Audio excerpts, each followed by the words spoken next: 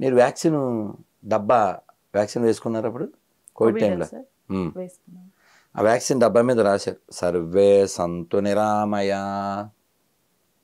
ఏంటి అర్థం? ఎవరికి రోగం రాకుండా ఉండుగాక.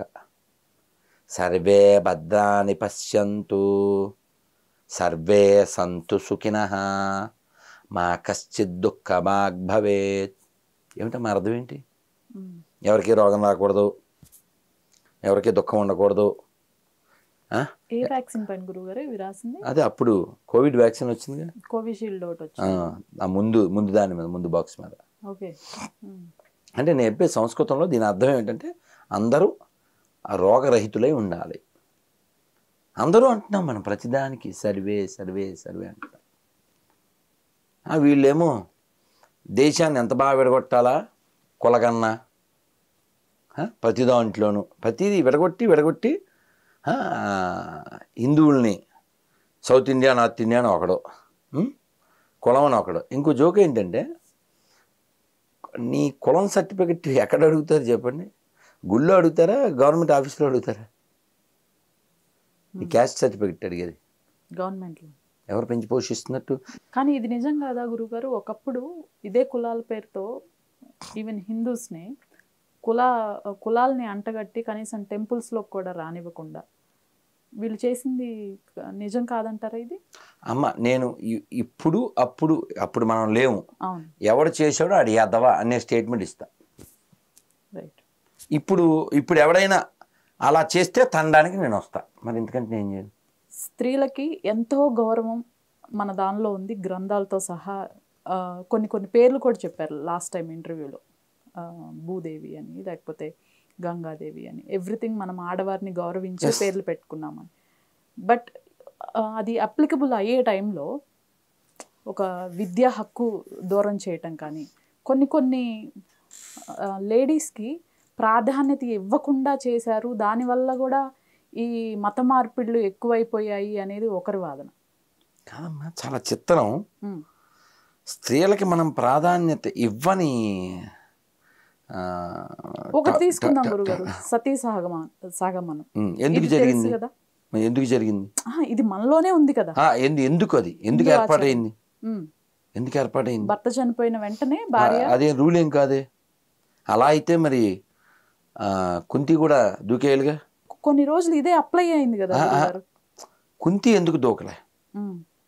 మాద్రి మాత్రమే అక్క పిల్లల్ని చూసుకో, వారితో నేను వెళ్ళిపోతానని చెప్పి వెళ్ళిపోయింది.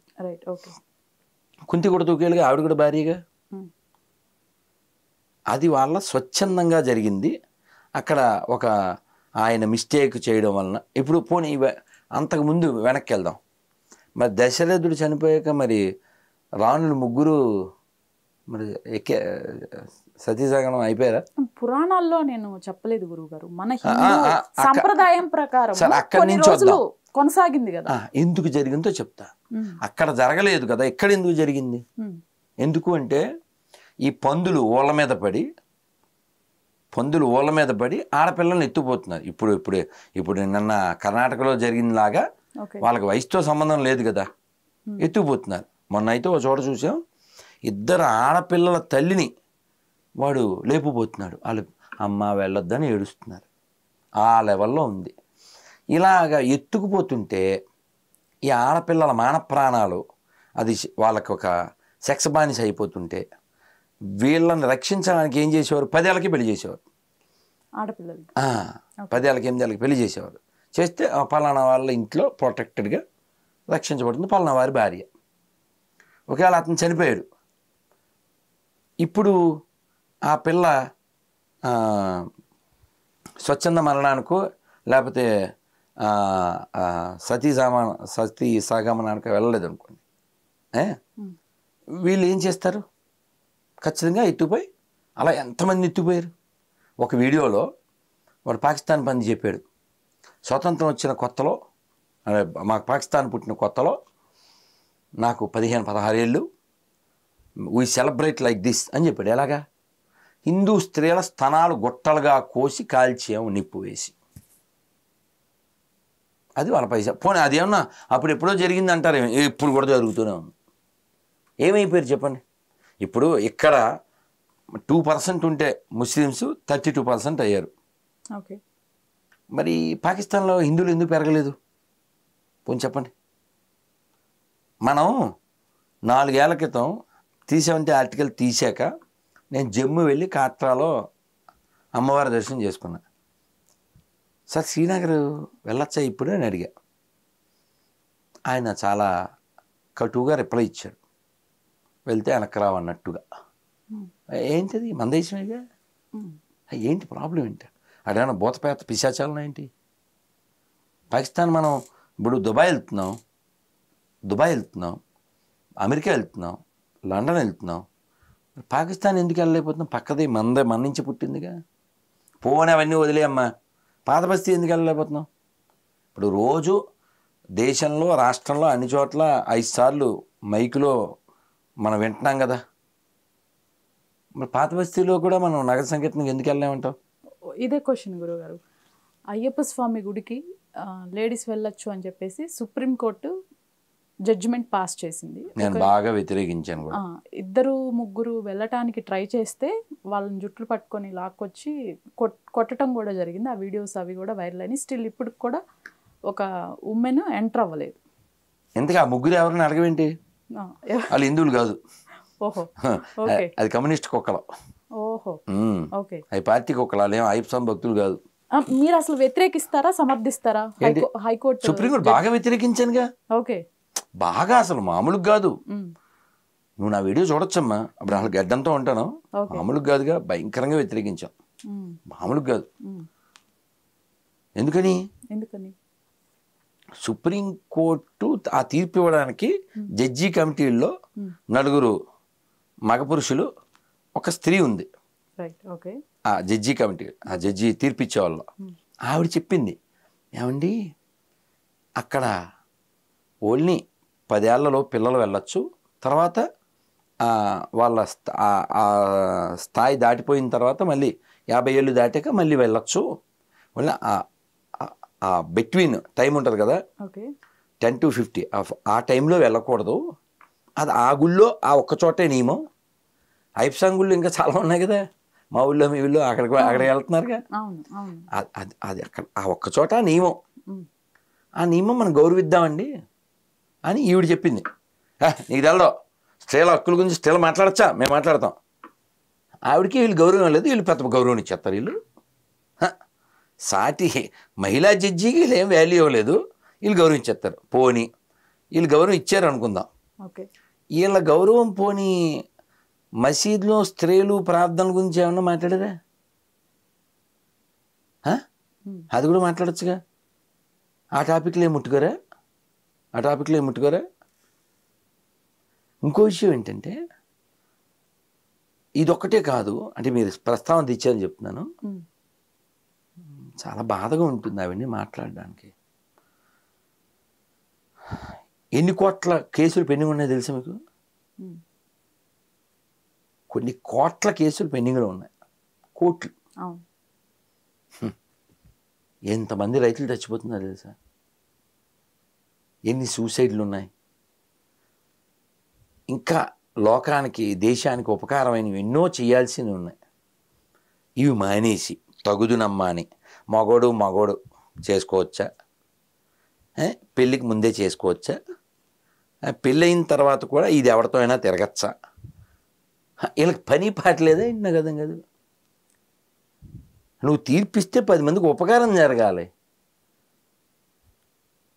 శబరిమల విషయంలో అంత టైం పోనీ, అక్కడ కేసు వేసినోడు ఎవరు? ఆ కేసు వేసినోడు ఎవరు? స్త్రీలకు అసలు విలువే ఇవ్వని మతం వాడు. కానీ ఈ నియమం ఎందుకు గురువుగారు? ఒక్క శబరిమలలోనే ఈ నియమం ఎందుకు అసలు? ఆయన బ్రహ్మచారి అక్కడ, అది నియమం పాటించాలి. రెస్పెక్ట్. అంటే ప్రతి అయ్యప్ప స్వామి గుడికి అదే అప్లికబుల్ అవుతుంది కదా. అది ఆ మూలం. ఇది మన ఊళ్ళల్లో కట్టుకున్నాం, అది మూలం.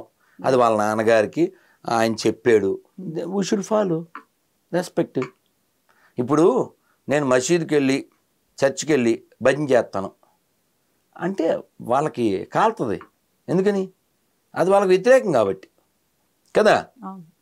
కాబట్టి వాళ్ళకేదో రూల్ ఉంది, హరాం. అతను ఒక వీడియోలో చూశాను, ఒక ఆయన హిందూ పండగలకి మనం వెళ్ళకూడదు అని చెప్పాడు. హిందూ పండగలకి వెళ్ళకూడదు, విషెస్ చెప్పకూడదు, నువ్వు మడ్ర మానభంగం చేసినా తప్పులేదు, కానీ విషెస్ చెప్తే మాత్రం మన దేవుడు ఊరుకొని నరకంలో వేసేస్తానని చెప్పాడు. వీడియో ఉంది. ఇప్పుడు కేవలము ఒక మనిషి దగ్గరకు వచ్చి ఒక మతం ప్రచారం చేస్తేనో ఒక దేవుడి గురించి చెప్తేనో మతం మారతారంటారా? అంటే వీళ్ళ కనీస సౌకర్యాలు కొన్ని వీళ్ళు కల్పించటం వల్ల మతం మారతారంటారా? లైక్ విద్య కానీ సహజమే కదమ్మా. వీళ్ళ కొంత కదమ్మా నువ్వు చెప్పింది. ఇప్పుడు ఆకలి వేస్తుందమ్మా, అన్నం ఎవడు పెడితే ఆడు దేవుడు. అది మనం కల్పించలేకపోతున్నామా ఆ భద్రతని? మనకు అసలు ఏమంటారు, అసలు మనం అంటే మతం అనే కాన్సెప్ట్లో మనం ఆ పని చెయ్యం. Right, okay. ప్రతి హ్యూమన్ బీయింగ్ అంతే. మనం అన్నం పెట్టేటప్పుడు వీడు మతం మార్చడం కోసం అన్నం పెట్టడం, మతం మార్చడం కోసం హెల్ప్ చేయడం, ఆ కాన్సెప్ట్ మనకి లేదు. ఇందాక ఎవరో ఒక రైటర్ ఒక ఆవిడ వచ్చారు మార్నింగ్, ఆవిడ ఏదో పోస్ట్ పెట్టిందంట, ఏదో కోవిడ్ టైంలో ఏదో ఎక్కడో ముస్లిమ్స్ హెల్ప్ చేశారు, హిందువులు బియ్యాలు ఇచ్చారు, ముస్లిమ్స్ ఏవో కూరగాయలు ఇచ్చారు, పాస్టర్ మాత్రం 5 ప్రార్థన చేశారు, ఎవరికి ఉపకారం అని పోస్ట్ పెడితే ఆవిడ మీద రైమని ఎగిరిపోయారంట. పోస్ట్ తీసేస్తావా లేదని. ఆవిడ నిలబడింది, తీయలేదంట. వీడు ప్రార్థన చేస్తే ఎవరికి ఉపకారం అమ్మా? ఇప్పుడు ప్రార్థన వల్ల ఏమైనా ఉపకారం చేస్తే చెప్పమ్మా. కళ్ళజోళ్ళు అన్నీ బయటపడారు, కళ్ళజోళ్ళు క్రైస్తవం అవుద్దా? కాబట్టి ఇప్పుడు అడుగుతున్నాను, ఎక్కడ ఏమారుస్తున్నారు గురువారు అంటే వీళ్ళు? అమ్మ ఇప్పుడు నీకు ఆన్సర్ ఇచ్చేసాను నేను. నీకు ఆకలి వేస్తుంది, ఎవరు అన్నం పెడితే ఆడు దేవుడు, అది కాన్సెప్ట్. ఇప్పుడు కొన్ని ఏజెన్సీ ఏరియాలు ఉన్నాయి, వాళ్ళకి అన్నం బియ్యం అలాంటివి ఏం తెలియవు, వీళ్ళు పట్టుకెళ్ళి బిర్యానీ పట్టుకెళ్ళి ఇస్తారు, వాళ్ళకి వీడు దేవుడిలో కనపడతాడు. మనకి మతనిష్ట లేదు, వాళ్ళకి మతనిష్ట ఉంది. మనకి వైరాగ్యం ఉంది, స్వతంత్రం వచ్చాక నిర్లక్ష్యం కూడా ఉంది. ఈ దేశం, ఈ ధర్మం పాడైతే దానికి దోషం ముస్లింది క్రైస్తవులది కాదు, నేను ఖచ్చితంగా చెప్తా, హిందువులదే. ఎందుకని? ఎప్పుడో ఒక పెద్ద ఆయన చెప్పారు, ఓ పిల్లవాడికి ఆకలిస్తుంది, తల్లి టీవీ చూస్తుంది, వాడు ఆకలికి ఎదురింటి ఆవిడ స్పందించింది, వాడికి 2 ముద్దులు పెట్టి 4 ముద్దలు పెట్టింది. ఈసారి ఆకలి ఎత్తే ఏమంటాడు? ఆంటీ అంటాడు. ఏంటి అని తీసుకొచ్చి 2 ముద్దలు పెడుతుంది. ఆ ఆంటీయే క్రైస్తవం. నేనేమంటా అంటే, వాళ్ళు వచ్చి నీకు పెట్టాల్సిన పరిస్థితి ఎవరు కల్పించారు? ఇక్కడ ఉండే వాళ్ళ నిర్లక్ష్యమేగా. కాబట్టి ఇంకోటి, వాళ్ళెవరు పోయి బయట వాళ్ళు ఏం కాదు, వాళ్ళకి విషం ఎక్కించడం వలన ఇంత గొప్ప వాళ్ళకి మన వారసులం అనే విషయం తెలియక ఎవడో, నేనేమంటే ఒక్క బైబిలు, ఒక్క వ్యక్తి, జీసస్ అని ఒక వ్యక్తి, ఆ వ్యక్తిని వాళ్ళు పైకి తేవడం కోసం మిగిలిన వాళ్ళందరినీ తక్కువ చేసి మాట్లాడతారు. దాన్ని వ్యతిరేకిస్తా. అల్లూరి సీతారామరాజు నరకానికి వెళ్ళిపోతాడు, మీ తాత మా తాత మీ నాన్న మా నాన్న అంతా నరకానికి వెళ్ళిపోతారు. వాడు నమ్మకపోతే ఎందుకు వచ్చిన మతం అది? ఇప్పుడు ఆ పాస్టర్ వాళ్ళ నాన్న కూడా నమ్మలేదు. నేను అడిగాను, అతను ఎవరో నల్గొండ జిల్లా నుంచి, మీరు మతం మారే ఎన్నాళ్ళు అయింది సార్ అన్న? 15 ఏళ్ళు. మరి మీ నాన్నగారు అప్పుడు ఉన్నారా చనిపోయారు అన్న? చనిపోయారు. మరి మీ నాన్నగారు నరకానికి వెళ్తారా స్వర్గానికి వెళ్తారా అన్న? ఖచ్చితంగా మా దేవుడిని నమ్మలేదు కాబట్టి నరకమే అన్నాడు. నేను చెప్పాను, నిజమే, నీలాంటి పనికి మాలినోడికి అన్నాక నరకానికి వెళ్ళాల్సిందే. నిన్ను టీచర్ని చేసి నీకు ఫ్యూచర్ ఇస్తే నువ్వు ఒక రెడిక్యులస్ క్రీచర్లా మాట్లాడుతున్నావు. నీలాంటి పనికి మాలినోడిని కన్నందుకు ఆయన ఖచ్చితంగా నరకానికి వెళ్తాడు అని చెప్పి పెట్టేశాడు. చచ్చిపోయిన నాన్నకి ఈ బ్రదర్ అనిల్ కుమార్ అన్నాడు కదా, ఉరిమిలక్ మూడు, వాళ్ళ నాన్న చచ్చిపోతే వెళ్ళలేదు. అలా చాలామంది.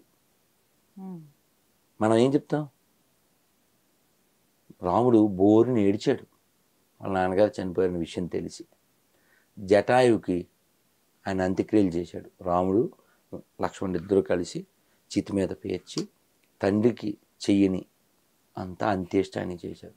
ఓ పక్షికి మనం విలువిచ్చాం, ఓ పక్షికి కూడా మనం విలువిచ్చాం, మనుషులకి ఎందుకు ఇవ్వం? అయితే ఎవడైతే మనుషుల్ని కులం పేరు మీదో రంగు పేరు మీదో అసమానత చూపించాడో వాడు రాస్కెల్ నెంబర్ 1. ఆడెవడైనా ఆడి పేరు చివర ఏమన్నా సరే మనకి శాస్త్రం అయితే చెప్పలే. ఇలాంటి వంకర వెధవలకి శంకర్ల వారు వచ్చి కంకర వేసి గట్టిగా బుద్ధి చెప్పారు. శివుడే వచ్చాడు చండాల రూపంలో, తప్పుకో అన్నారు ఆదిశంకర్ల వారు. ఎవరిని అన్నాడు?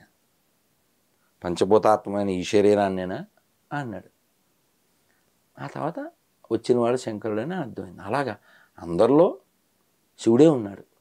ఇప్పుడు మనం ఎవరినైనా దూరం పెట్టాలి అంటే కేవలం వాడు అపరిశుభ్రంగా ఉంటే దూరం పెట్టాలి.